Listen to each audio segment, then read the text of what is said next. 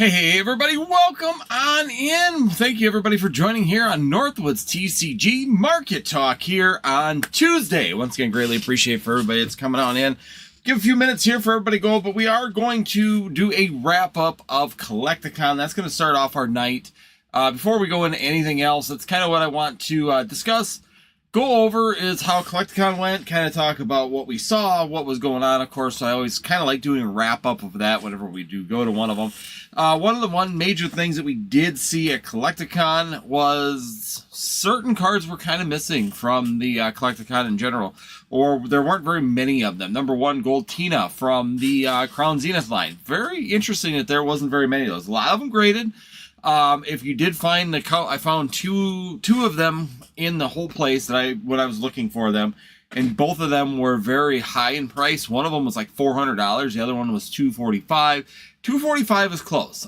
It was definitely not like near mint. It had some marks on it and stuff like that. I went back and looked at it again. Just couldn't justify $245 for that particular card. Another card I found kind of interesting that was missing in the raw was going to be that Eevee card from Twilight Masquerade. Another one of them cards, very, very common, very, very hot, doing really well on the graded market side too in the PSA 10. I didn't see very many of them in a PSA 10. I didn't see very many of them in the raw. That was kind of an interesting card to me as well. That was kind of missing. Greninja, there's plenty of Greninjas available. A lot of the modern sets, so a lot of the Sword and Shield, like Late, Mega, Journey Together, Destin's Rivals, very, very heavy, very, very prevalent when it came down to the cards currently available, both in the graded and in the raw. Pricing was extremely high. Talked about this last night a little bit, but I wanted to cover it very heavily in detail today. Pricing very, very high when it came down to these particular booths.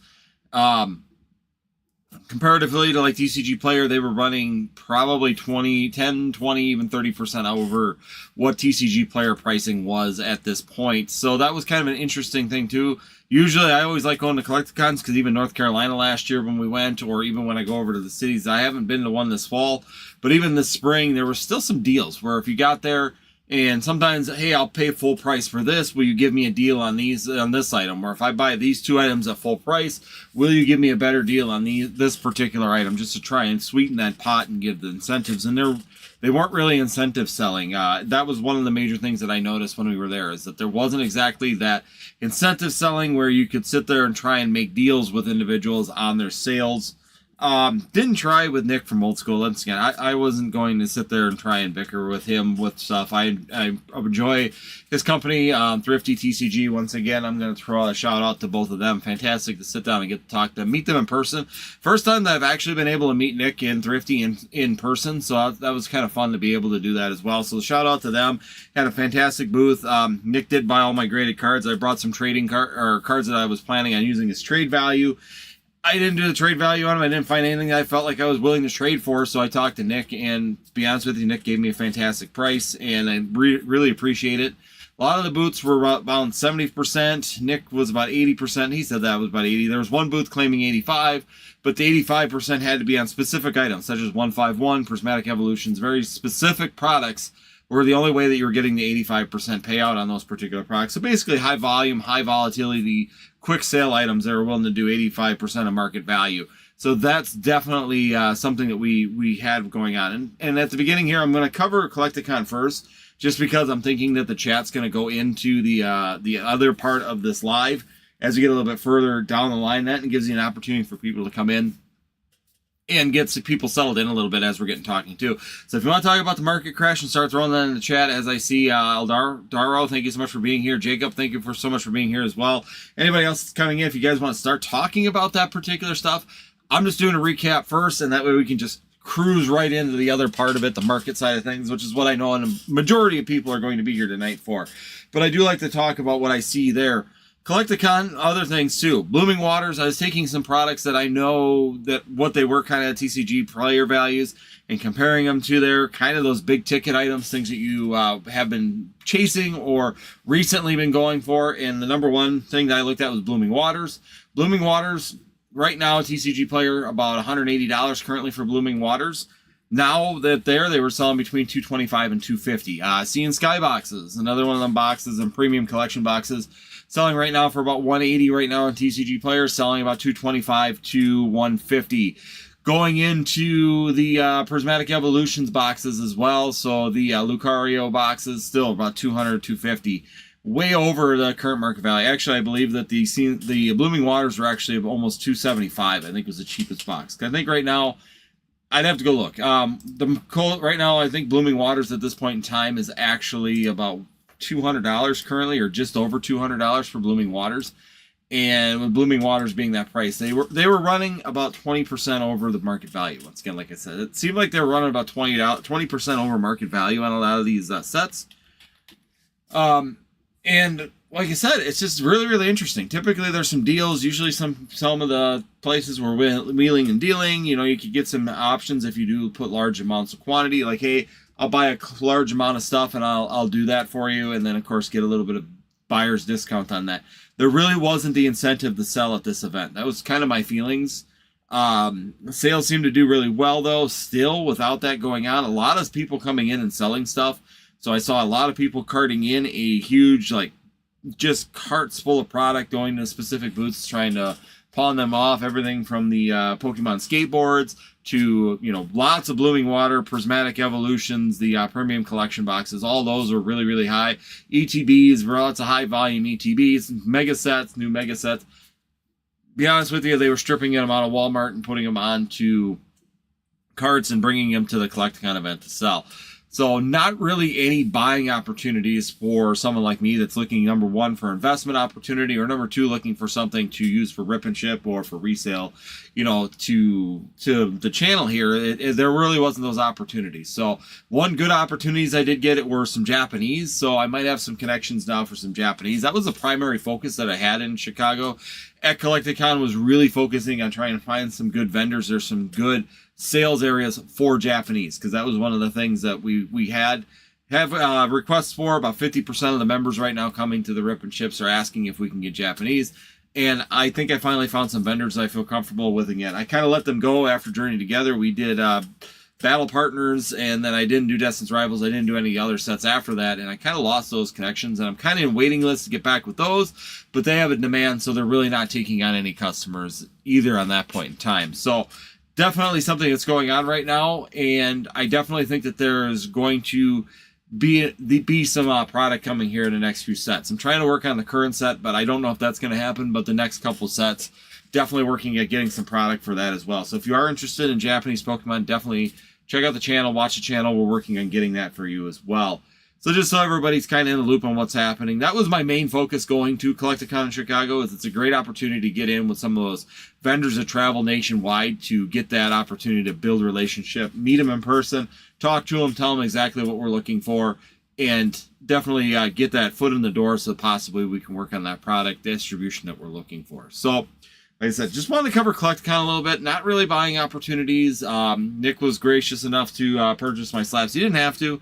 Told him that, but I brought him his trade value. I was hoping to find some products that maybe I could use slabs to trade for. I brought they were about $1,700 or $1,600 worth of slabs, and he ended up giving me about $1,400 or $1,300 for all of them. Still not bad. If I would have sold them on eBay, it'd be about the same amount. So thanks to Nick for that. Once again, greatly appreciated for taking those. And not really anything that I was willing to trade at. So it was just nice to be able to really disappointed on that factor. I was hoping to bring something back or be able to get something that I was looking for my collection that was in reasonable price, but had to be reasonable, had to make sense, and I really didn't have that opportunity down there. So still, market's pretty heavy, really, really set towards, there's not a real incentive yet for buyers to be selling. It really felt like the buyers were holding strong. Booster boxes, lots of booster boxes for sale, really not many of them moving. I went to booths where I was thinking that some of the booster boxes would move. Not really moving. Destin's Rivals ETBs were sitting around not moving. Prismatic Evolutions was not really selling at $130 to $140. There were some even at $150, $60, but they really weren't moving very much. Overall, some of them sets are just not moving as much as they were, and the sellers really weren't moving down to try and get incentives to sell. So kind of a little bit of a stalemate right now, it seems like, on these things. I think, though, they're getting enough sales with the high volume that even if they make a couple sales, they're still doing well. And that's the thing that's going to be a factor as well for how much they're actually going to be willing to move their pricing down. But that's going to lead into the second one, which is a really interesting part of it. So let's go into the second part, which is going to be talking about the market itself. I know that's what most of you are in here. I'll stop rambling about Collecticon, and we're going to go ahead and talk about what's going on in the market. Now, this is going to go to sealed investment, and I'm going to pull open this graph right next to me, and I'm going to kind of move this way so I'm out of the way. So I'm going to pull open this one, and if you watch my short, you probably saw this graph already. So we have this right here, and this is going to be the last year's value. So this is 1 year of growth on, this is my portfolio right now. So this is what I have right now in storage for my actual portfolio. And you can see right now what it's done in the last year. And everybody is focusing on the very, so if I move this over just a little bit and I reach over, everybody is focusing right about here. So you see that little end piece right there? That's what everybody's talking about right now, which I find very, very interesting. That this is the worry part that we have in the market right now. Going into a new base set, this is what's starting to cause panic with some individuals in this hobby talking about it. Why this right here is what is everybody's big worry. So let's zoom in a little bit more onto that particular spot. So let's get rid of that one, and we're going to move into the 1 month. Let's see if we can see this. So here's the 1 month. So as you can see on Pokédata right now, right about mid-month here, we saw a change in the market. You can see how it was going up, up, up, up. Now we're seeing this little bit of a crest, and we're starting to go down, guys. So what does that mean for your market? What are we looking at right now when it comes down to? And once again, this is a mix of Sword and Shield. This is a mix of Sword and Shield. Basically, this is mainly booster boxes and ETBs. So this is a booster box ETB market for Sword and Shield and also for Scarlet and Violet. That's all it's inside of here. Oh, and there's a couple tag team products. Not very much at all. Mega Starmie caused it. Exactly. So let's go ahead and close this. Now we're going to go down to week. Oh my God. This is the end. This is it. This guys, we prepped for this. We know. Put your helmets on. Get your waders. Shit's about to get deep because of this graph right here. You see, this is what everybody's really, really talking about right now. This is the stagnation. This is the drop in the market. So I'm just getting a kick out of it in a way that this is just funny that you go and zoom in for 1 month or you zoom in for 1 week over the last year, and all of a sudden the markets are completely changing. And this is where we are. This is the new gameplay cause panic. Exactly. We went from a graph that looks like this over 1 year to a graph that looks like this in the last week or the last month. And we are in now, some people are going into panic mode. Now, this is what we were talking about may happen, right? We knew that this was something that was more than likely going to happen at some point in time. The market was going to stagnate. We have saturated this market, number one. Number two, we just got Destin's Rivals, some more product for Destin's Rivals. Number three, we also knew that this new base set sometimes causes these things to happen. We are switching into the Mega Evolutions line. The Mega line this is a base set basically. So we aren't seeing the big hoorah that we were with Scarlet and Violet. Not surprising, right? These are all things. Plus, we do know that the Mega set's going to be getting a lot of product. And I think a lot of people are also pulling back for Phantasmal Flames because we got that coming as well. We have a lot of stuff going on right now. Holiday season coming right now. Phantasmal Flames, right on the heels of this Mega set. Charizard, boom. Big time set, big time chase. What are we looking at when it comes down to the Mega set, the first Mega Evolution set? I just think in general people are holding back. We do know there's booster boxes coming. We know that there's another surge of products coming here at the end of October, beginning of November. We also know that there's a booster box reprint at the end of November. We know that Phantasmal Flames is coming right there and as well. So there's a lot of people, I think, right now holding back on this market. And as we've been talking about, even when Team Rocket Joey was here on the channel, we have started to sell down. So I will say that this graph right here, I'll be 100% honest with you, does not have any of my recent sales on it yet at this point in time. So that's something to be discussed as well. Just to be fully upfront with you, this is not actually where it's at currently. It was just funny because I haven't gone and updated my recent sales at this point in time on this graph.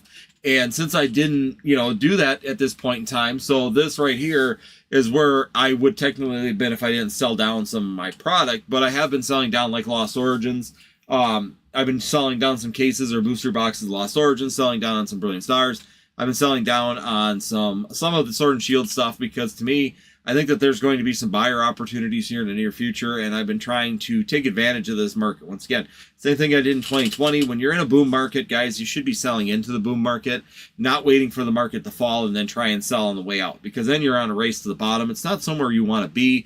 You're getting close to that point, I feel, and these are, this is just testimony to how the last year is done. Overall, you can see what we're looking at for the overall gains on this set so far. So overall, been doing really, really well.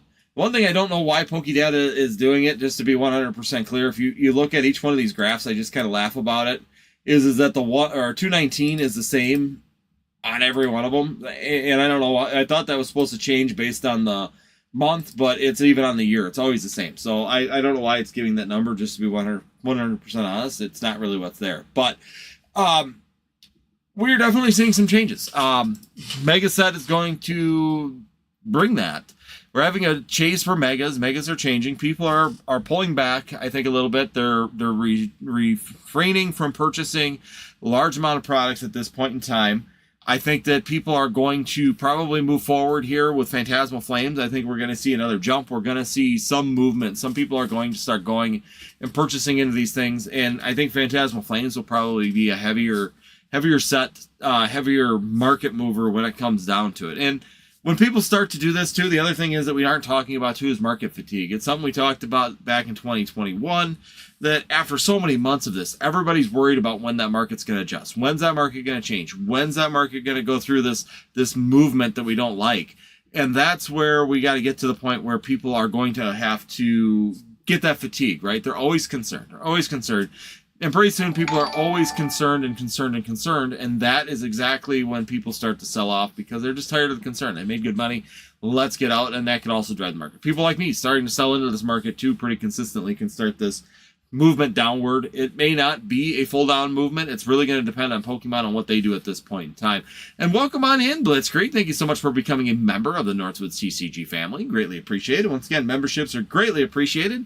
So thank you so much for joining in as well.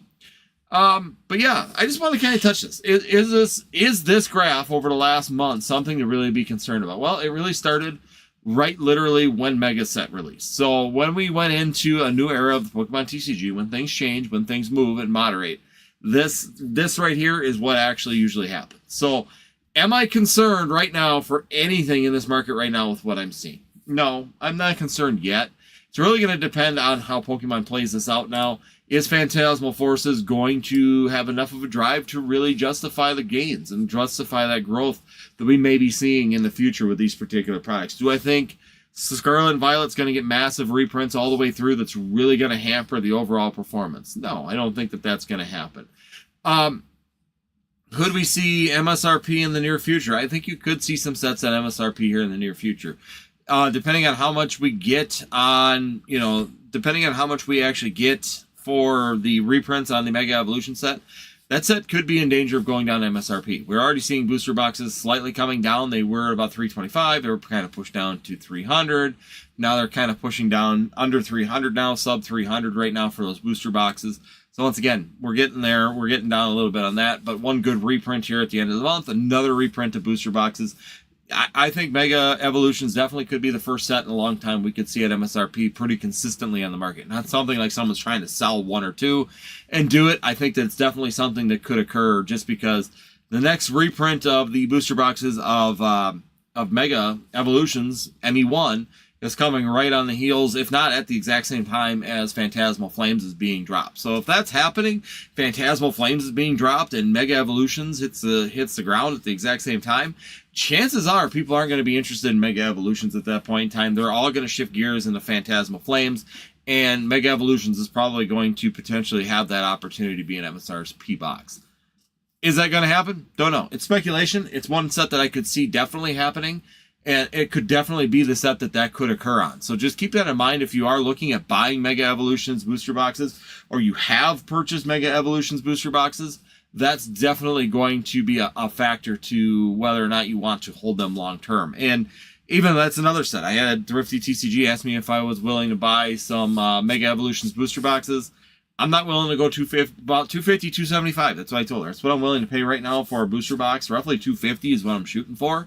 And I don't think that person wanted to go under 300. They wanted at least TCG player pricing, and I'm just not willing to go that high for those boxes. There's plenty of them coming in the near future. There's no reason to be overpaying for them right now. So yes, that's what we're seeing right now. Phantasmal Flames, I think we may see some shift on that, but we are getting to a point too where this market's just getting saturated out. You're getting too expensive. The products are getting too expensive. The sets on release are getting too expensive. We're losing people in this hobby pretty consistently at this point in time. And we need to see something happen, some gains or something to cause people to want to have interest in this market again. Maybe Mega might give us an opportunity to do that. Get some people reestablished back in here. Give them some feel that they're getting an opportunity at these sets that they haven't had an opportunity at for a little bit. Let's look up Destin's Rivals. Oop. Let me see if this is going to work.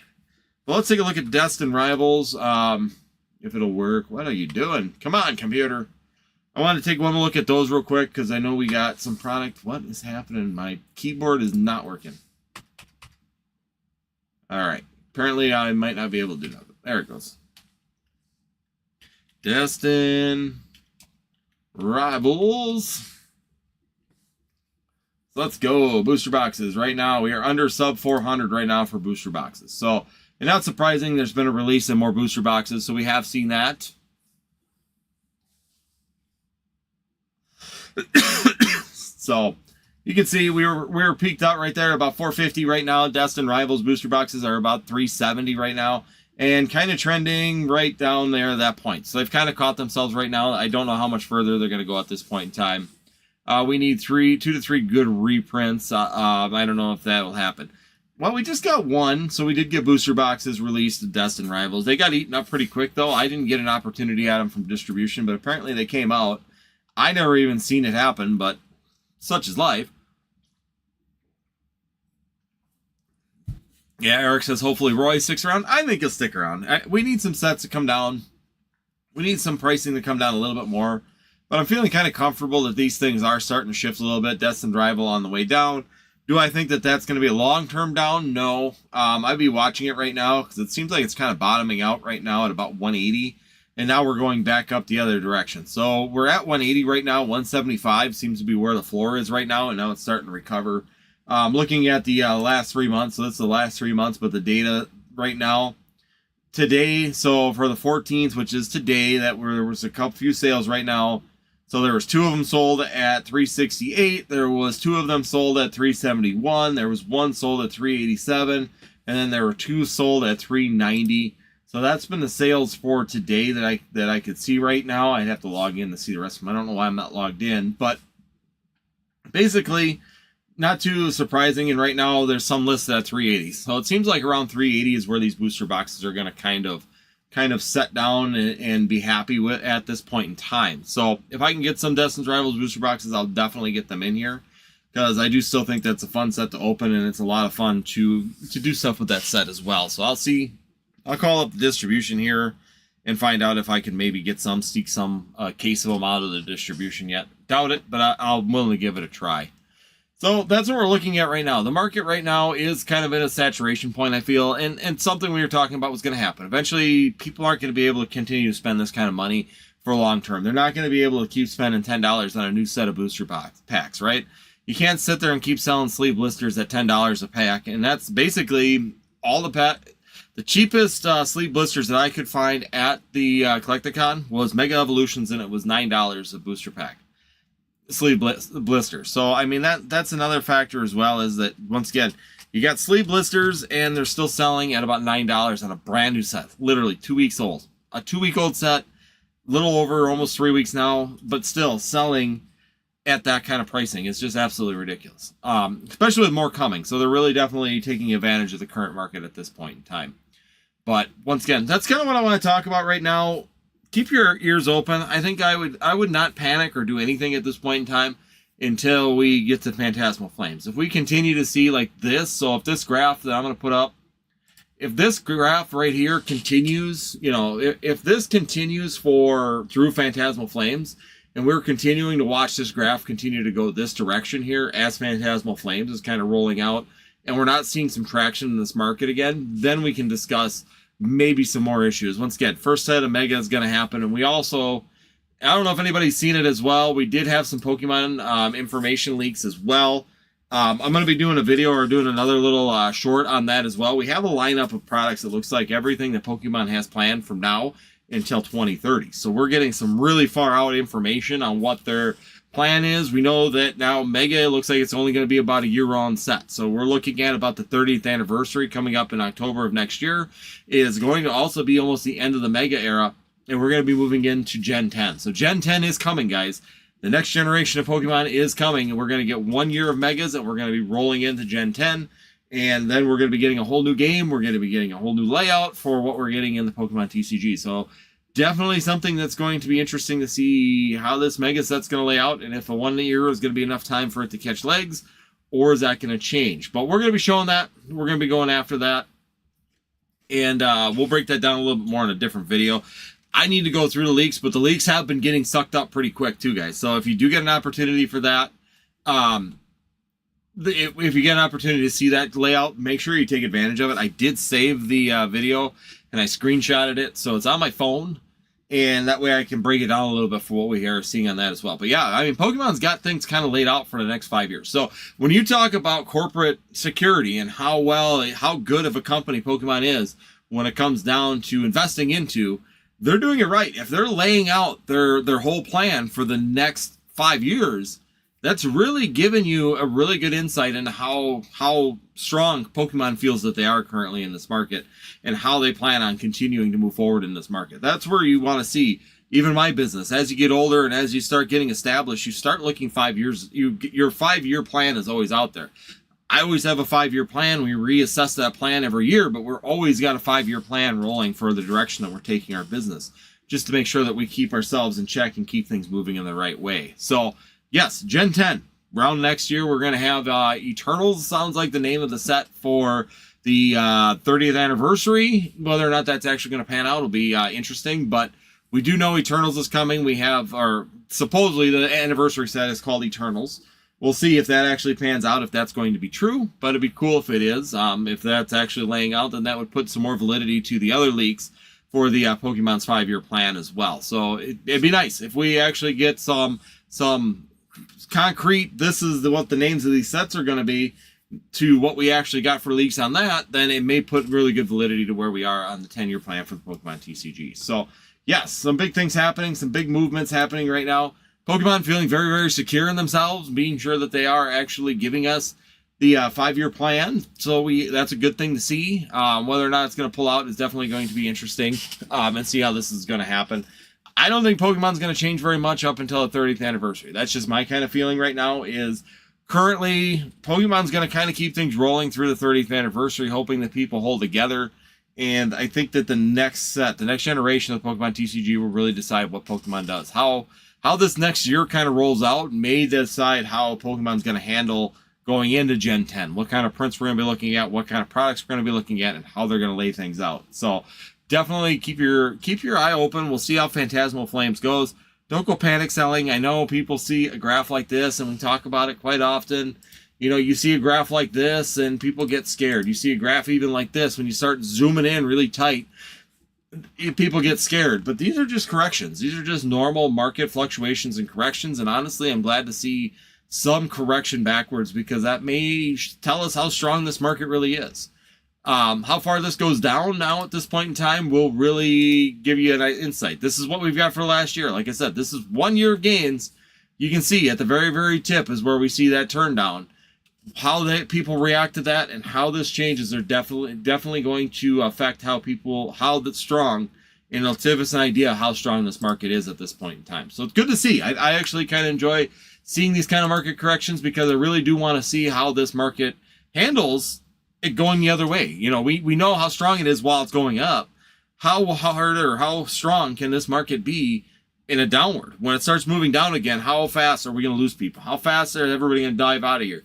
How fast or how far is this stuff going to fall is really going to be the question when it comes down to the overall investment side of the Pokemon TCG. So just keep that in mind. All right, well, I ranted way too long, but it was definitely necessary, and I did want to show those graphs for you guys so that way you guys could see that that's just my portfolio. Like I said, It's not exactly accurate right now because I haven't put in my recent sales for the last month. I have to go back and enter those in.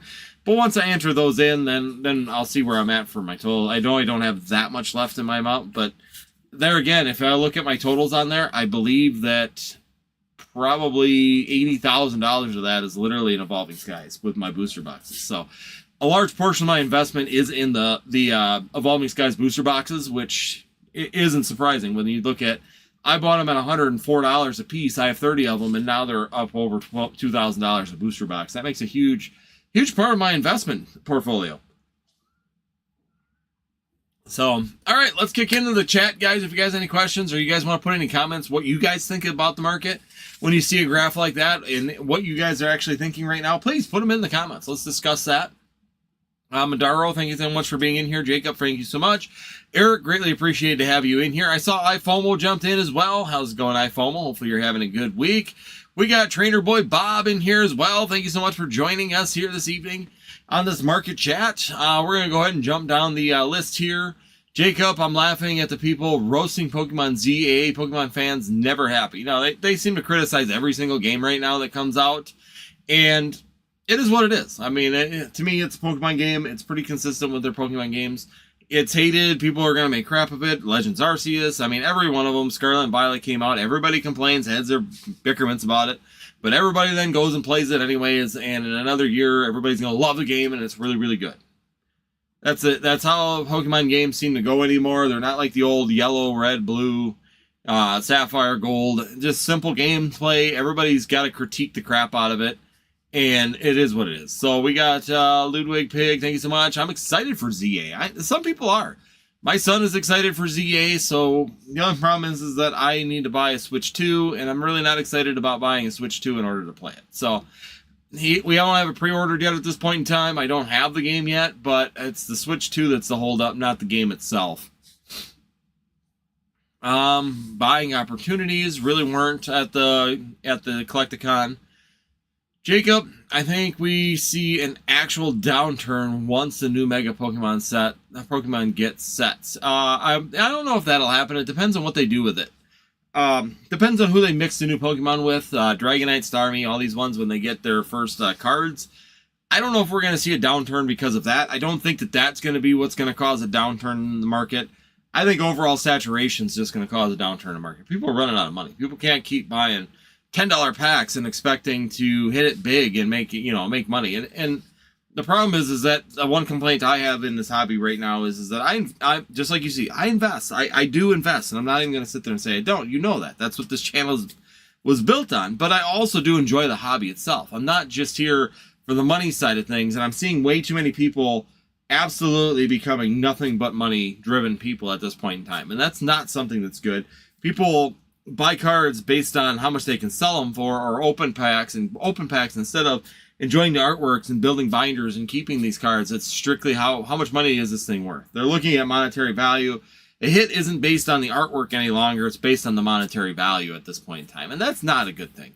I want to see this hobby get back to the point where we're actually enjoying our arts, where arts are maybe enjoyed because they're artwork, not just monetary value. And there's too many people right now in this hobby that just see monetary value in the cards. And when we go back to like we were at the beginning of Scarlet and Violet, that kind of changes the other way around as well. Singles are hot right now. Singles were moving fairly good at Collecticon. I will say that.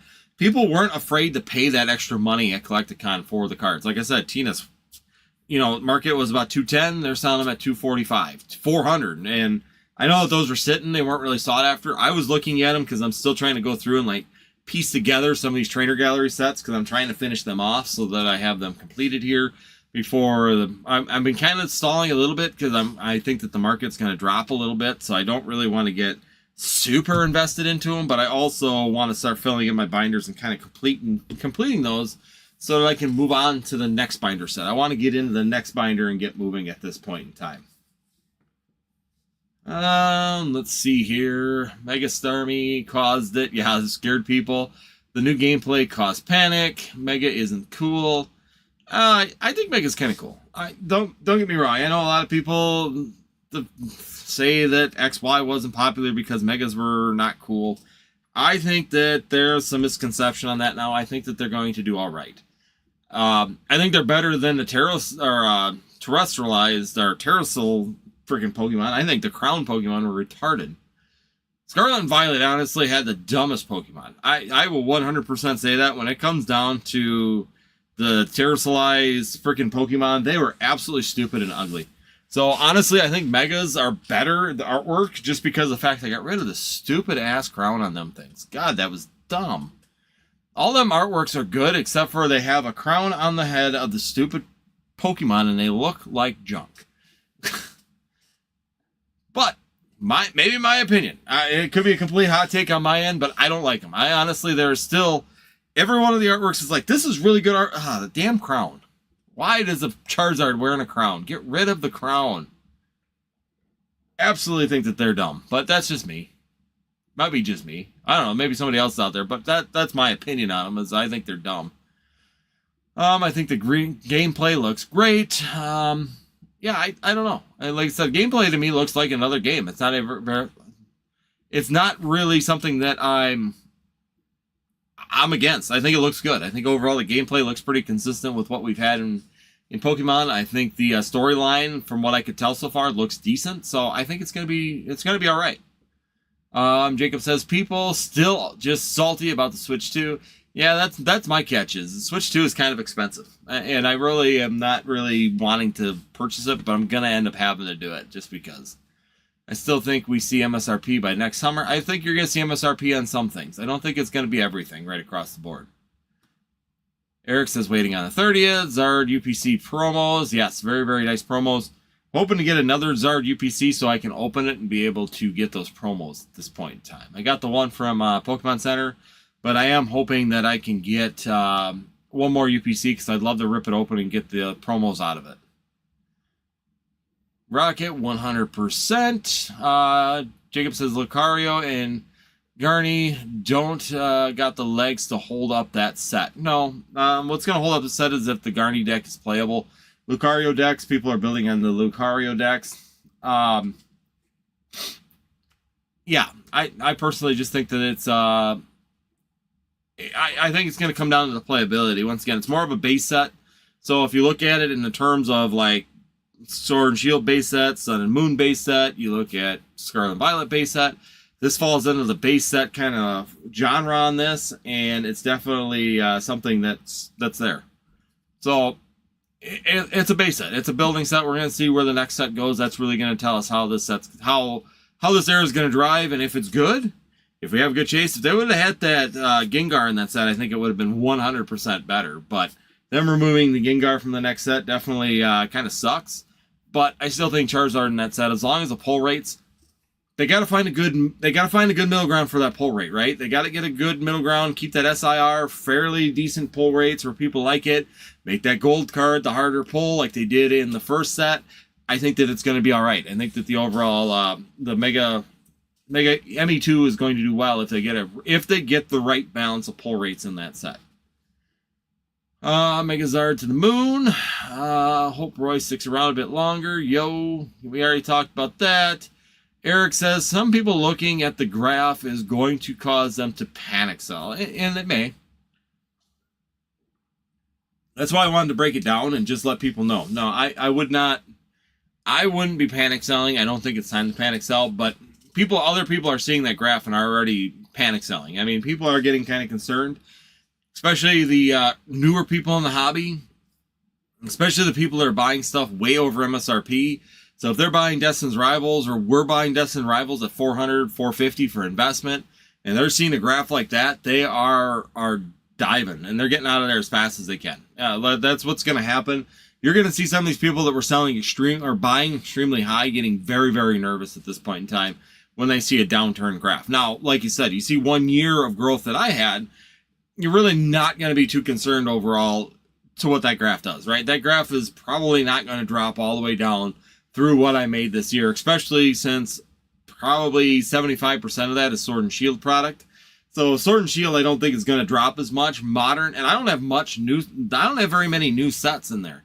So I have quite a bit of Paldea Evolved. I have a couple of cases of base set, a couple of cases of Obsidian Flames, a couple of Paradox Rift, a couple Temple Forces, a couple Twilight Masquerades, and a couple Solar Crowns. couple Surging Sparks. I do not have any Journey Together. I have very little, like 2 ATBs of Prismatic, and I have no Destin's Rivals in there. I have no Black and White in that category, and I have nothing in there right now for Mega Evolution. So basically the last 8 months of Pokemon are missing out of that graph because I didn't buy anything as investments. It's been way too hot out of the gate. I haven't gotten it from distro to really justify me putting it away. I can't get it on the open market under MSRP. It's just I'm passing on it. I'm doing too well on my other stuff that I don't want to dilute my investments by buying this stuff with the risk of reprints that could happen on any of these products that have been released here in the last year to 2 years. So definitely not on my portfolio right now. Surging Sparks back, I have at least 2 cases. Paldea Evolved, I have actually 5 cases of Paldea Evolved. I did heavily go into that, and I told you that when it was up there. So, yeah. All right, let's see here real quick. I'm just kind of making sure I'm watching here. Let's see. Kind of jump to the bottom. Gen 10, the best region, Shinshino. We'll see. We'll see what they lay out for Gen 10. I'm really kind of interested on that. 30th will bring some hype. It will, and I think the Pokemon's going to try and keep this market where it is just until that gets through. I see a graph like that. I want to buy. You want to buy? I'd be waiting a little bit before jumping in and buying. Scolipede is my favorite new Maga. Nice. 151 ETBs or Evolving Skies. Evolving Skies ETBs seems undervalued. I don't know on that one. So I was looking at the Evolving Skies. So you're talking UPC to UPC or ETB to ETB. Let's see here. Evolving Skies. Why are you up there? I don't want you up there. I want you here. Once again, I'd like pulling the data for you. That way we can take a look.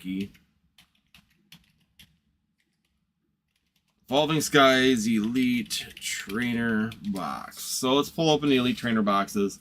So if we go Elite Trainer boxes right now to each other, the Vaporeon 1, 3. So let's do this.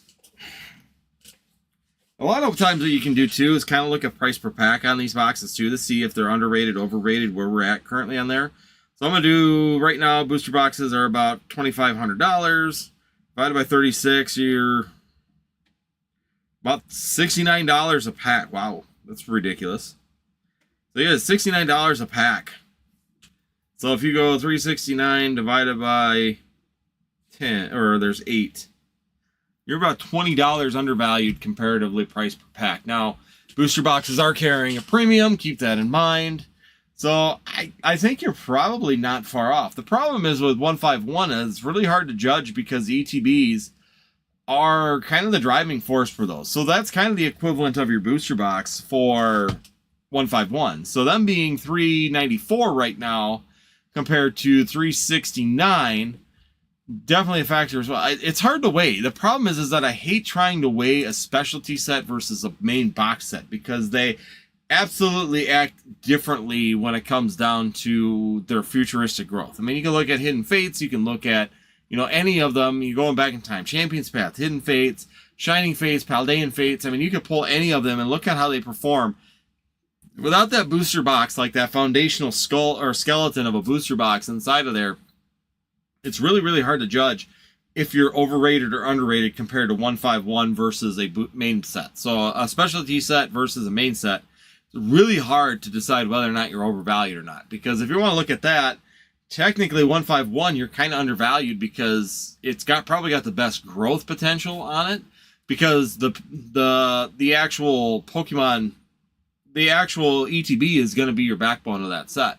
So that's got more potential to grow to catch a booster box than an ETB of a main set to an ETB of a specialty set. That's just, it's hard. I think 151 is probably going to have better chance at growth rate just because of the fact that the booster box is your main driving force for the Evolving Skies. Now, granted, you give it a little bit of time, the booster boxes may get saturated, too expensive, people won't buy them.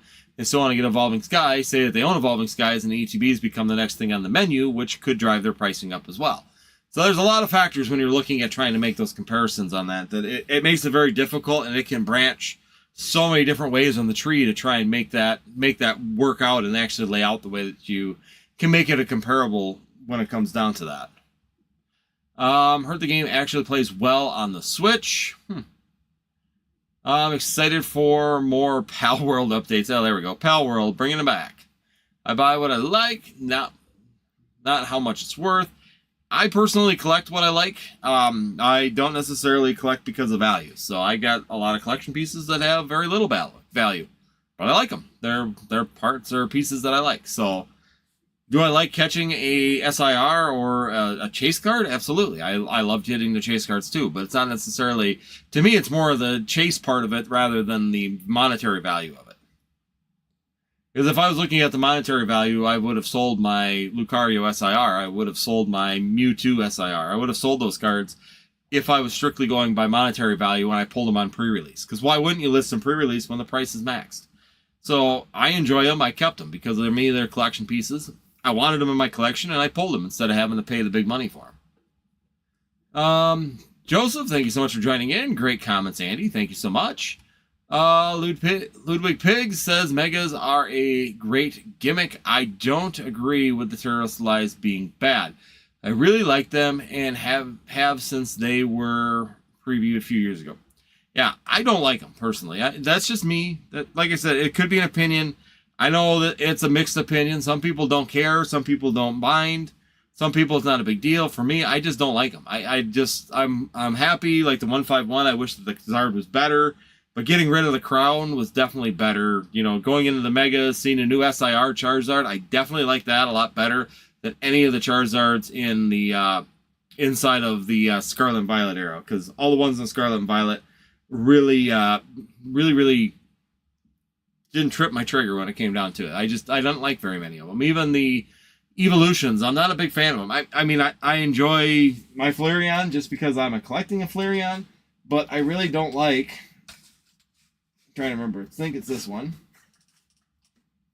I'm really not a big fan of that crown. And I was kind of looking at it the other day. If I can find out where I put it this time.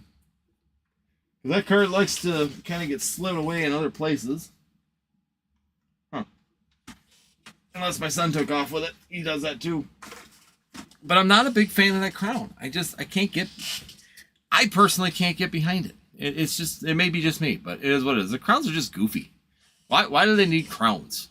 I think that the evolutions are just, it draws away from the art when you got that crown on top of them. Jacob, apparently Gen 10 will be switched to exclusive. Yeah, it should be. Ludwig Pig, that's right. Jacob, Wind and Wave. Jacob says, I don't think they wanted Gengar competing with Charizard and Phantasmal. I think you're right on that. I think that they were afraid that there would be too much of a competition. They wanted a Zard set. They wanted to make a strong Zard set. They have that great Zard SIR, and I don't think they wanted to put that Gengar SIR in there and kind of dampen it and really mess it up. So, yeah, I agree with that statement. I don't think that they wanted to put any kind of dampers on the Zard. They wanted the Zard to fly free and have fun with that. So, and see where it went. Ludwig Pigs, I have Destin's Rivals Pokemon Center Elite Trainer boxes, but no booster boxes yet. I don't have any booster... no, I have one booster box of Destin's Rivals that I got from distribution. That's all that I have. I don't have any cases. I don't have any large quantities. I got one from distribution and I put it away. I got one of each for Journey Together and I put them away. That's it. I mean, I don't have any booster boxes of Mega. I didn't get any Mega Evolutions booster boxes yet. I'm hoping that they'll come here at the end of the month. Then I'll keep one and we'll rip one and have some fun with it. Let's see here. So Jacob says Zard is the poster child. Yeah, and they always make the second set all based. Second or third set is always a Zard base set. Every single era, we got Burning Shadows in one. You got Flashfire in XY. You have Darkness Ablaze and Sword and Shield. You had Obsidian Flames in Scarlet and Violet. And this time you've got Phantasmal Flames in Mega. So it's always about the second, third set of every era ends up being a Charizard set. And we can almost repeatedly figure that. You can go back in history and we can almost lay out what the layout's going to be pretty consistently throughout the era. So, just because of that. Beast, welcome on in. Glad to have you in here. He says, hey man, you from up by Minneapolis? Yes, I am close to Minneapolis. About 2 hours and 45 minutes, 3 hours away. So I'm actually in Wisconsin over by Hayward. So Minneapolis isn't too bad. And I got family and I got a bunch of friends in Minneapolis too. So I can get over there quite often. Ludwig Pig, take your time. You're right. Beast, wondering if there were any solid trade night events to go to. There is the Minnesota Card Show coming up. They have a good trade night on it. So, yeah, Minnesota Card Show is one of them. Let me see if I can pull this open real quick. What is with this keyboard? I might have to get new batteries in it. So, but yeah, Minnesota Card Show, if you look it up on Instagram, they have a page. Facebook, they have a page as well. But that's the one that I go to quite often, is that one. They have a good trade night. They have a good trade show. They have there's also one in Madison too. So Madison has a good trade show too. Madison's nice because they split it up. One day is baseball cards, one day is TCGs. So they only give 1 day a piece, but you can get there specifically for one or the other. So it kind of feels like Collecticon down there because of that. And I don't know what my keyboard's doing. There it is.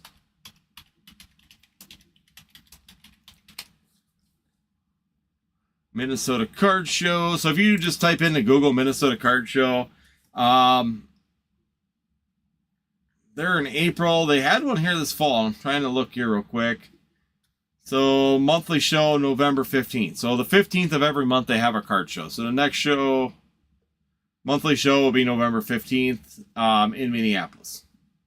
And then they have a nice one because they got trade night. They got all the other stuff as well. I couldn't find a trade night at Collecticon this year. That was kind of interesting. Typically they advertise it and there were no flyers or anything for a trade night. So if they had it at Chicago, I couldn't find it. I really like Surging Sparks. Surging Sparks is solid set, Jacob. I think Surging Sparks is okay. I think it's a little overhyped for what's in it. I mean, Latias is really, really nice. Really good card there. Pikachu, it's a Rainbow Pikachu. It feels like the Vivid Voltage 2.0. But I like the Latias cards. I think there's some good Illustrator rares in Surging Sparks. It's a little bit stronger. I mean, I wouldn't compare it to Vivid Voltage, but it's stronger than Vivid Voltage by far. But is it the strongest set of Scarlet and Violet? I think it's a good mid-tier set when it comes down to Scarlet and Violet. Happy I gained some 151 Pokemon Center Elite Trainer boxes from Pokemon Center 2 years ago. Yes, very good thing to grab for sure when you get that opportunity to take advantage of that, no doubt. Jacob, would you like if they brought back the yellow borders? Yes, I would rather have yellow borders. The more that I've had the gray borders, the more I like the yellow borders. I miss the yellow borders. I don't know. It just... Japanese had gray borders for so long that every time you knew it was Japanese, it just has a Japanese feel to it. I think that they could have maybe done a hybrid where if they kept just the commons and the normal, like commons, hollows, that kind of stuff with the yellow border, it would have been fine. With like the trainer gallery cards, illustrator rares, that kind of stuff, gone to the gray border and kind of hybridized it. I think it would have been great because the gray border goes better with a lot of the illustrator rares, even the trainer galleries back in Sword and Shield. I think they would have did a lot better or looked a lot cleaner with the gray borders. But overall, I kind of missed yellow borders. It just wasn't English. I mean, it was the English card. English cards have been yellow bordered as long as I've been in TCG. So it still hasn't grown on me. I personally, I would rather go back to the yellow borders. I kind of miss them personally. Ludwig Pig. I like the mechanic of the crown, not the visual part of them. I really like it. Yeah, I agree. The terrestrialized function, the mechanism of it is great. I like that. I don't like the visual of the crown. You'd think they could have came up with, even if they made it look like the shiny, like the diamond, the glass look to it. Fine, I can get behind that. The crown is just not necessary. Crowns are just too big and goofy for me. Exactly. That's my biggest thing, is that they're just gaudy on the artwork. They're just not really necessary. It look a lot better if you got rid of the crown. The Charizard, like the Paldean Fates SIR, Charizard would look fantastic. That card would look so much better without that stupid crown on its head. Gossy, welcome on in. Hey friends, glad to be here. Anyone else triggered that the set named Phantasmal Flames not have the Gengar SIR in it? Checking for a friend, not hurt at all. We just talked about that. But yeah, it kind of sucks that they pulled it out. It would have definitely been a better fit for that particular card. Originally, we thought it was going to be in there. Definitely kind of a down or an upsetting that it's not in there. I definitely wish it would have been in there. But once again, you know, we got to sit there and look at the fact that they're not going to take away from the Charizard in that set, like we said earlier in here. The Charizard is definitely the boy of the set, and they're not going to sit there and take something to pull away from that. So that, to me, it makes sense why they pulled it, because Gengar and Charizard were going to fight each other a lot, and it would have split that set pretty heavily with the fandom on that particular one, and I don't think that they wanted to do that. They wanted to give Charizard a set, they're going to give Gengar a set, and I think they're going to split them. I think it might be better off for them to split those, because then they're going to give their next set that the Gengar comes out in a bigger push as well with putting that Gengar in there. So that Gengar is going to drive the next set, I think.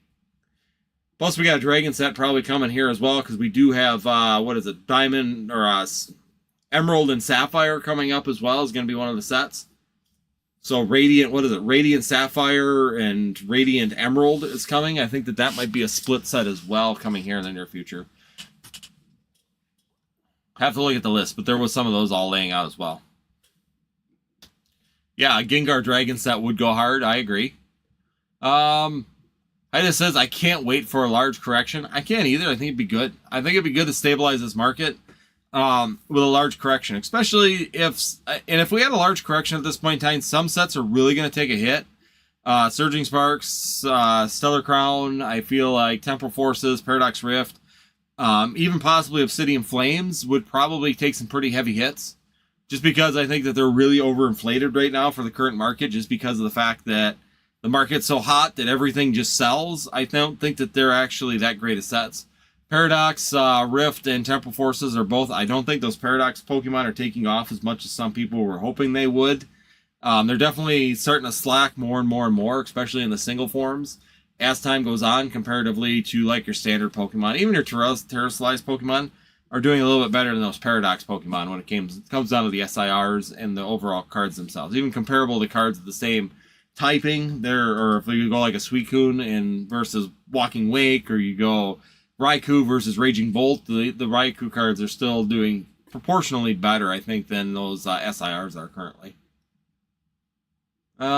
It's coming, Highness. I think it's coming. It's gonna get here at some point in time. Highness says, I've noticed at local shows people asking more for PSA newer certs.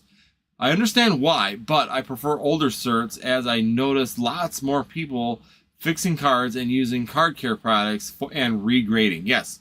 I've been seeing a lot of people on different networks such as Instagram and also TikTok and also on YouTube pushing like hollow repairs, scratch repair products, showing how to use humidors to fix the corners and edges of cards, and then sending cards out that were PSA 9s and getting PSA 10s by doing that. So yes, I do agree. The newer certs, I think there's a lot of people taking some PSA 9s, doing some repair work, cleaning them up, and then resending them to get back that value out of them, get them 10s, or take a better chance at a 10 than they had originally. So yeah, the older certs, but the older certs are definitely a lot laxed, especially if you get really old certs. The middle ground certs there, they did tighten them up, and now the new certs, they are very tight now on that 10. So the 10 became a lot more difficult again. Partially, I don't like that, because that's always one of my complaints is that if you're going to do that, it really, really sucks. Because now you start deviating, well, this is an older cert, so this 10 is not as strong as this 10, and this 10 is actually kind of in between. I hate when they do that. It's like, once you make a grading standard, just stay to the standard. That's my biggest complaint with CGC as well. It's the fact that they make a standard and then they change the standard. Keep the standard. Use the standard and keep within it. If you set it at 50-40 or 60-40 as a 10 as centering, keep it at 60-40. Don't go 55-45. Keep it the same. That way, if you get an old cert to a new cert, it doesn't matter, right? It's all consistent. You're doing the exact same consistency all the way down the line. So it's always a complaint I have when grading companies sit there and start changing that. That's kind of why I could see the value of tag, why I could see the value of AGS. The automatic grading services are definitely, at some point in time, to me, going to take over PSA, CGC. It's just a matter of time to where they have, like tag, fixes their slabs and shows some consistency on being good slabs, well packaged. That kind of stuff is definitely going to be a bigger factor for those. I didn't think that they are doing extremely well overall right now for a grading card company. AGS, another one, the robo grading, definitely. I enjoy AGS. I feel more accepting of the grade of an AGS card than I am a PSA card. To be 100% honest, if I see an AGS 10, I feel that that's a true 10 and that grading scale isn't really changing. PSA 10, I look at a PSA 10 and I go, do the same thing. Is that an old cert? Is that a new cert? If it's an old cert, it's probably pretty loose. If it's a new cert, it's probably pretty hard. I think, in my opinion, these automatic grading services are going to eventually, especially if they keep changing these grading scales around, they keep moving the target around. The more they move the target, the more deceptive it becomes. The more the more opinionated it becomes. If you keep moving the target all over the place, it becomes more opinionated rather than, here's the target, we're always going to give you this target. If you got an AGS 10 gold label, then you hit it, right? You're in the target every time. And it doesn't matter if you have, a Charizard SIR or if you have a Golett IR. The grading scale is the same, right? The targets are the same, and it's consistent through it all. And we're not sitting here going, okay, we got too many of these Charizards and a PSA or an AGS 10. Let's start downgrading these. Guys, we got to grade it harder because we want less of these in population. So we got to control the market a little bit here. And if everybody's getting 10s, then they're not going to be as valuable and people aren't going to grade as many of them. So, it's just, to me, grading becomes so subjective rather than scientific. Centering should never be an objective or a subjective thing, right? Grading is a concrete item. You can grade, like when you sit there and send a card to Beckett and CGC when they used to have the subgrades. How could you send the same card and the centering change? How would the centering grade change? Even if you damage the edges, scratch the hollow, the centering never changes. It is the most locked in thing that you could check on a card, right? The corner shape is another thing. It's almost unchangeable versus just cutting the corner off or having a really heavy ding on one of the corners. The fact that they turn these things into subjective things is absolutely mind-blowing to me. And people go, yay, this card is valuable because some guy in a lab suit and a lab coat sat there and went, yes, this one's got a little ding right there. So that's a 9, an 8. It's an 8 today. I just don't like that ding. Oh, well, this centering looks good on this one. Same centering.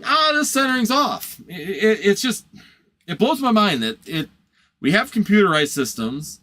When I was in manufacturing, we had computerized systems that could test things down to the 3rd decimal place. So down to the 100th, and almost some of them to the 1,000th of accuracy. Checking scratches, checking for issues with lasers, checking it with light. We ran these systems, right? We had carrier tapes and films that had to have 0 or less than so many scratches on it in order for it to pass per 1,000 feet. And we used to run these systems that could catch these scratches. We had them so that they were measuring the width of it down to the thousandths of an inch. They were checking the centering of these pockets in the carrier tape so that they ran through the robots. The pick and place machines were dead on. But yet we can't do that with a graded card, and yet people think that AGS and tag that are using these systems are less reliable or are worse systems than some guy with coffee stains on his shirt looking at it at PSA. It's just, to me, AGS, tag are definitely the better grading systems. I think it's going to take probably 10, 15 years, and I think that they're going to overtake PSA and CGC unless one of those two companies buys them out. I think overall, I think PSA at some point in time is just going to buy out tag, or they're going to buy out AGS as soon as they have the technology all set, all in stone, everything's working properly, everything's good to go, and they don't have any more issues, and it's quicker. I think that you're going to see PSA merge with AGS, or they're going to take out tag. That would be, If I was PSA, that's what I would do. Just let them perfect the technology, and then we buy it, and then we start using it, right? Let someone else perfect it. Spend their money. We'll give them a couple billion or $1 million at the end. Give them $40-50 million for the company, and we'll just take over the technology. We'll either A, destroy it because we don't want anybody to compete with our PSA, or we'll start using it as our way of grading as well. That's what we're going to see, I think, at some point in time. Hey, Pika Pika, how you doing? Not sure how to fix cards with... Doesn't matter though, Hydus. If they're in the slabs, it doesn't matter if they're holed up. Like I said, the Ditto card is always my favorite one. I'm curious to know in 10 years if someone's displaying that in a humid basement with a little bit of humidity, is that sticker going to start to peel? If that sticker peels inside of the slab after it's been graded a 10, is it still a 10? It's still a 10. It's still graded a 10. Anybody goes to sell it, even with the sticker peeling off in the slab, it's still a 10. So if they sell it on eBay, it's still a 10. It's illegal. It's a legitimate 10. So, yeah, I mean, what do you do? Sun bleach it. I mean, there's all these arguments you could sit there and go back and forth on. Once it's in that slab, what determines when it's not a 10 any longer? Where's the line on where it's no longer a 10 in a slab? That's a real question as well. So, grading has a lot of subjectiveness to it. Grading has a lot of holes, in my opinion. Grading is a good way to make money. I honestly don't believe too much in the grading system. Gossi says, I literally pre-ordered for the possibility of a Gengar, and now I'm debating my pre-orders as trade bait. LOL. Hey, if you're after the Gengar, yeah, I mean, you could use that as possible trade bait, especially Phantasmal Flames. I think it's going to do a lot better than Mega Evolutions ME1. Personally, I think ME1 is decent. I love the hit rates of ME1. The ME1 hit rates are definitely a lot better than what we had in Destin's Rivals in Black and White, in my opinion. But I definitely think that you're right. I think that if you're not into the Charizard and you're looking for the Gengar, definitely you could trade it off, and you'll get some good trade value for it for sure. Gengar Dragon set would go hard. It would. Tag is a future, in my opinion. VIP. Piker Mike, thank you so much. Glad to have you back, Piker. Hopefully you're doing well. But yes, I think that Tag is going to be... I think Tag and AGS are probably going to be the future. AGS, a lot of people haven't talked about it. I don't think they advertise as much because they haven't grown as much as they really wanted to. But I do think that AGS is pretty solid as well. The ones that I've sent for my personal collection, I like it because I can go back, see the images, see the issues with them, why they didn't get 10s, why they got 9.5s. They're very, very concise on that to let you know what's going on. And they give you a good layout where the problems are, the defects are, things like that that cause that grading to occur. So I'm personally like AGS. I don't know if Tag's the same way. I haven't sent anything to Tag yet at this point in time. I was about to, and then they started having their slab issues, and I decided to hold until I knew that they had some better slabs or fixed their slab issues, because I didn't want to have cards that were caught up in that. So that's once they get that repaired, I think that they'll be okay as well. They all have a little bit of growing pains at the end of the day. It's just a matter of how well they circumvent it and how well that they just own it and fix it.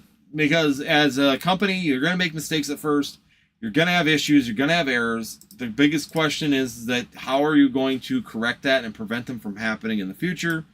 And are you going to be able to come up with a solution that is a working solution to give yourself that longevity of the company and in the company that you're looking for? So they definitely can do it. I think that they have a great opportunity, and I'm really curious to see how that company's going to perform overall futuristically. So definitely keep your eye on them. I think it's just going to take some growing. I mean, you look at PSA. PSA really didn't get big until the last 10 years. They've been around since 91. So they've been around for a long period of time. Their biggest growth and their discipline has really been in the last 20 years. So it took them 20 years before they really became a staple to where everybody was going to. Yes, we were sending PSA cards back in the early 2000s. It was a pain in the ass. You had to go find a PSA dealer. You had to go to that PSA dealer. You had to fill out the forms. All the information you had to fill out yourself. All those things had to be done yourself to be able to get them out there. And it just took time. It was cumbersome. You had to wait. And it was just kind of a pain in the butt.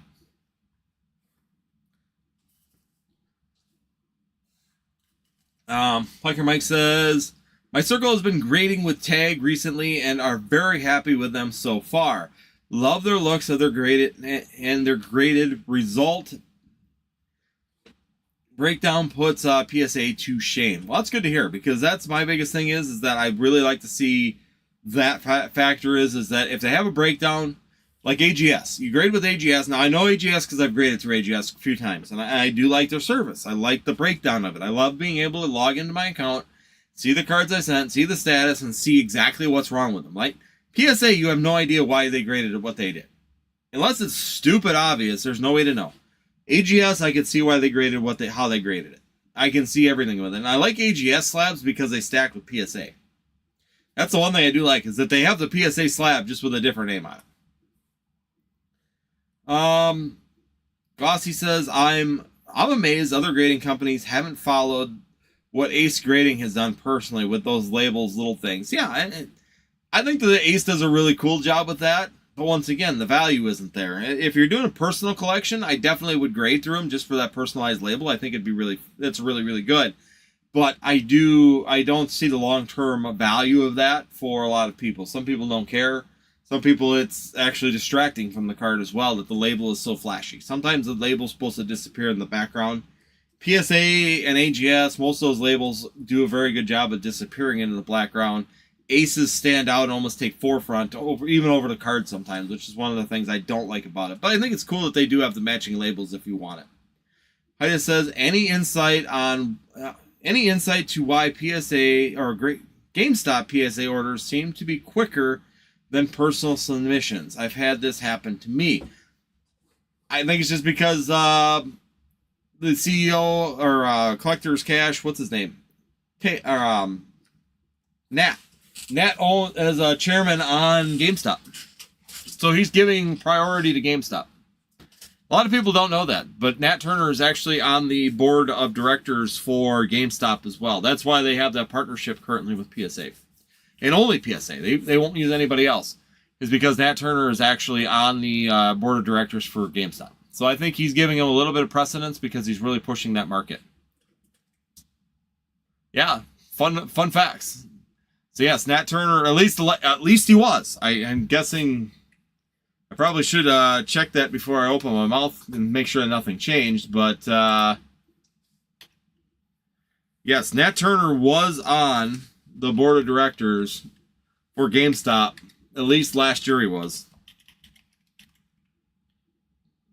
GameStop board. See, I even searched it back then because I was checking. It's in my history. Nat Turner was appointed to the GameStop board of directors in November of 2024 as chairman and CEO of Collectors Holding Inc., parent company of PSA. His appointment has seen as a strategic move to strengthen GameStop's presence in the collectibles market. So yeah, that's a side.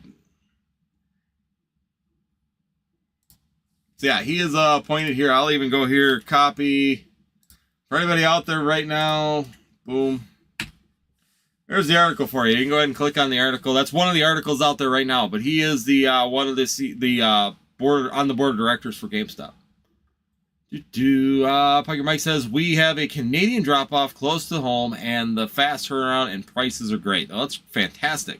I personally simply don't trust sending my OG first edition cards to PSA for a variety of reasons. The issues with stolen cards and shipping, FedEx debacle, for example. Yeah, and that's definitely a big issue with that as well. That's something that definitely something that is a concern with me as well. I hate sending.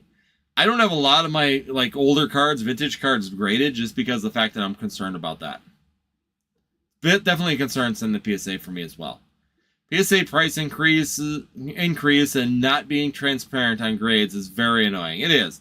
I wish you knew why you got the grades. You know, if they were to even just keep it as a straight 10 on the sheet, but if you could go on and they take the pictures now, show why they're giving you that grade. AGS tag you can do it apparently too. AGS, I know you can go in and they actually show, they circle, they got little green marks and stuff where the issues were on the card. And if you get so many of them, then of course it drops your grade. I mean, it's pretty simple, right? It gives a grading scale.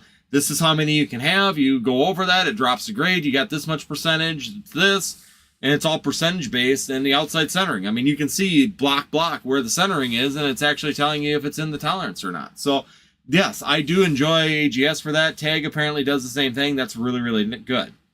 Gauzy, remember when GameStop sold games? Oh, yeah, right. I remember sitting in line for the to get the pre-releases on stuff, or get your pre-orders picked up at midnight at GameStop at the mall. You'd sit in the mall in line waiting for them to open, like Halo 3, Halo Reach, Halo 2. Went and did the walkthrough and sat in line at midnight, be able to get the game as soon as possible, so you could race home and get playing it immediately. Oh yeah, that were the days. Now it's just digital. I don't understand, sometimes I guess some of the products get like GameStop exclusive items, so you get something that's exclusive sometimes if you pre-order through GameStop. But the majority of the stuff just doesn't make sense to be buying through GameStop. I mean, you can just download it on your console anymore, so GameStop is almost becoming irrelevant in some cases. Which is why they're moving into TCGs. Of course, they're going to have to try and upgrade or live if they're going to keep moving forward. Pika Pika says, love the ACE grading labels. The art makes the cards pop. Yeah, and sometimes I feel like it makes them, they're the focus of the graded card. But I think overall, I think they look good. If you're going to do a collection, if you're collecting, or making a collection of these cards, definitely fantastic. I think it's a really, really good option out there. Like your Mike, every card graded by tag has a publicly viewable breakdown and for why each was given the specific grade. Doesn't get more transparent than that. That's awesome. So yeah, you could take the serial number and then go on, type it in the website and see why that card's got a 9 or a 10 or an 8 or whatever you get on it. See, that's cool. I wish PSA would do that. Go put the serial number in. This is why I got the grade. Bam. This is why. And you can sit there and look at the card and go, yep, there it is. So just like me, I can't, I can go back to like one of these graded cards I have back here and go, why did this particular card get a 5? Where is it? The secret rare one. Why did this card here get a 5? Well, now that I have it, it didn't have it when I left, and I know that. It's got this tear mark on the bottom corner that wasn't there before. So basically, it's got a big tab on it now. That's something, but they could show. Here is the 5.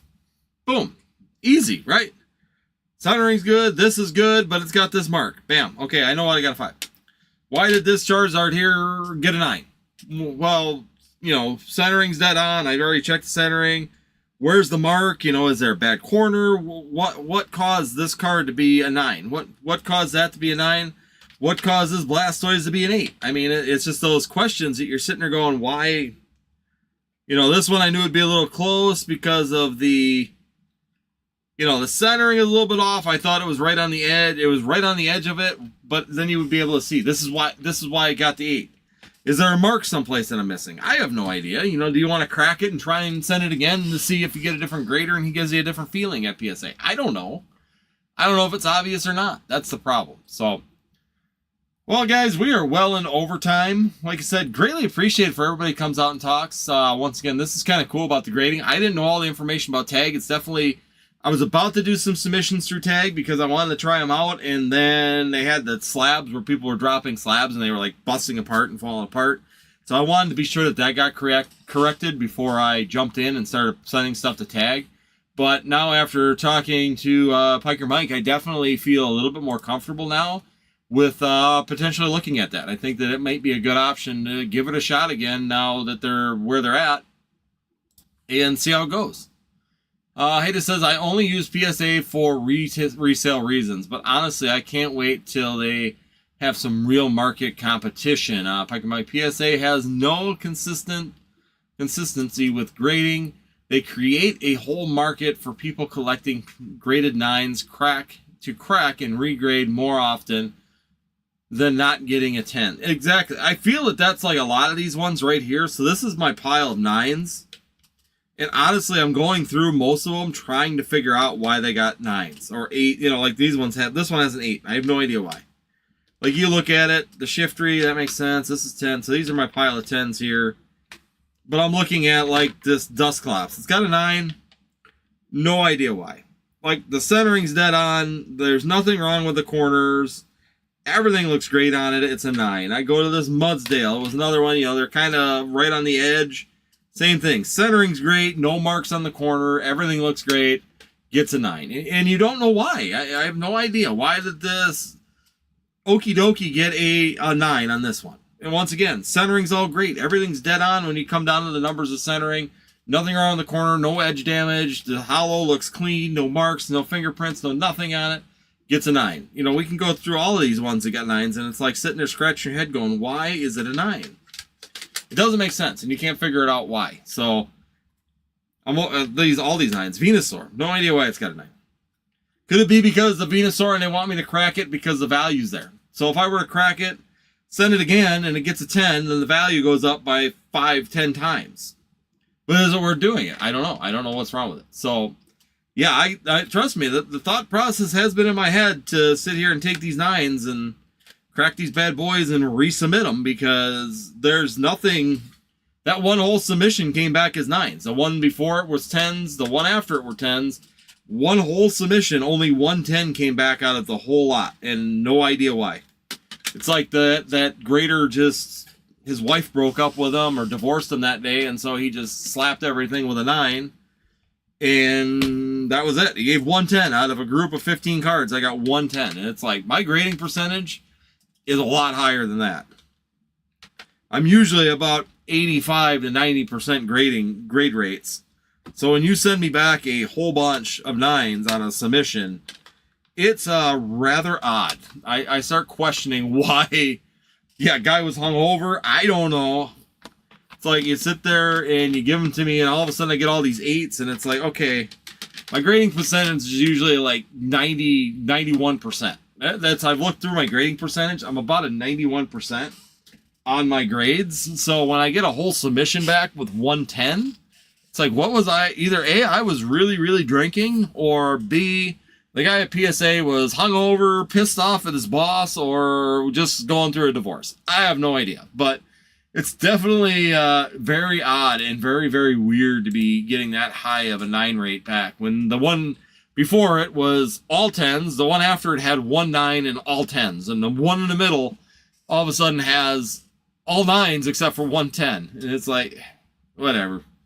You can't fight it. It is what it is. The only thing I could do is go and recrack all of those. Like you said, it works great for PSA, right? If they're looking for money, just send 9s. And if they're high value in 10s, chances are, like that Venusaur, that Charizard, there's a reason that I could crack them and try again. Because if I get a 10, look at the value increase. And there is the opportunity to do it in that too. There would be the reasoning in the value to regrade that. I got a Lugia, it's the same way. Should I go crack it and resend it? Once again, high value cards tend to come back as 9s the first time. Recrack them, send them again, you'll get a 10. But there again, they get the second run on them, and they make more money because they got to grade the same card twice and upcharge you if it gets a 10 sometimes. You got to keep the business busy somehow, right? Might as well keep making your own. But guys, hit that like button. I see there's 27 people out there watching right now. Hit that like button before you leave.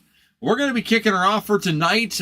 Greatly appreciated. We are going to be moving our ripping ships to Friday nights again. So Friday and Sundays, 9 p.m. Central Time. Maybe moving to 8 p.m. Central Time. Another thing that we're doing as well, contact me or hit me up on Instagram or on Discord. We're looking at going to doing maybe consignment sales as well. So if you're looking for singles and that kind of stuff, or if you want to sell singles and move some of the inventory on yourselves, we're looking at doing some claim sales on the lives to start them off as well. So basically the first little bit, we'll be doing a claim sale for someone. You can send your cards. We'll price them. We'll send you a sheet. And if you agree with the pricing, or if you want to hold any of them, that's fine. We'll send them back. And all that we're going to do is charge a 10% fee for the sales on it, which is still better than selling through TCG Player or eBay on the value of singles. So we're trying to give you advantage. And once again, the bigger the sale too, we'll work on you some pricing as well, maybe reducing down to 8% if we have a larger sale on that too. So just something to consider, something that we're going to be trying out here coming up in the next couple weeks is going to consignment sales. So definitely check that out. Not consignment sales, but what we call a claim sale. So basically we'll preset it. We'll put it up there. If you do submit, we request that you're there for the live, because sometimes someone will go, hey, will you take, let's say you got something listed at $70. And we'll sit there and say, well, will you do, $75 or $80, $65 for it instead of 70? You can say yes, and we'll just transfer that sale. You can agree to that. So something to be looking at as well. Something we're going to be trying out to see if we can change things up on the lives as well, and do a little service for you guys also. Like I said, if you do a larger claim sale, a larger amount of cards for those singles, then we'll reduce the commission rates as well, just for bigger sales. Small sales, we were thinking probably anything 100 or less will be 10%. If you go over 100 cards, we'll probably drop down to 80% 8% when it comes down to the sales price on those. So, and buyers would pay a $5 flat fee shipping for it, and then every card they buy after that would just have free shipping.